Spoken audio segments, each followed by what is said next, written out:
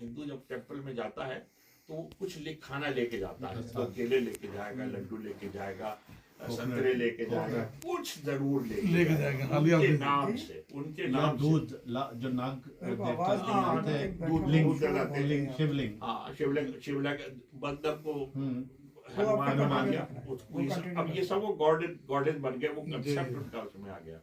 जी अभी तो फिलहाल कंटिन्यू रखना, मुझे आवाज मसूर नहीं भाई आ रही आपको है। पता है मेरा एक ठीक है दोस्त ना? था, ओके ओके वो ओके, हनुमान बाय। चालीसा करता था। हाँ। आप उसकी वो उसका ये मानना था मेरी स्ट्रेंथ ही है, पावरफुल लड़का, पतला, इससे पतला लड़का, लेकिन हनुमान चालीसा पढ़ता था। अब से 4 टन की चीज उठा लेगा। बोला बस ये यकीन की बात है ना।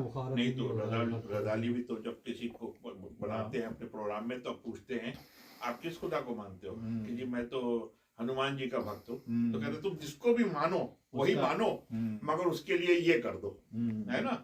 कोई कहता है मैं शिव जी को मानने वाला हूँ, कोई मैं कृष्ण जी को मानने वाला हूँ, तो वही जो तुम कह रहे हो हनुमान चालीसा वाली जो बात है वो वही वाली बात है कि वो उसकी जो पावर है, तो वो वही वाली बात है जो रजा भाई कहते हैं, तुम कुछ मानो यकीन की वजह यकीन की वजह से चलता है। तो मेरे ख्याल से रीइंकार्नेशन का भी कॉन्सेप्ट इनके भगवानों के अवतार बार बार आए, इस वजह से इन लोग का इंक्लिनेशन रीइंकार्नेशन की तरफ बहुत है। नहीं, इनका कहना ये है रजा भाई कि मोक्ष जब तक का नहीं पाएगा वो बार बार आएगा, वो रूह आपकी वापस आती जाएगी अंटिल सच टाइम कि वो मोक्ष हो जाए। ये भी बिलीफ सिस्टम है ये भी बिलीफ सिस्टम है, ये भी बिलीफ सिस्टम है। इसमें लेकिन हकीकत 1% अच्छा है। रजा भाई 1%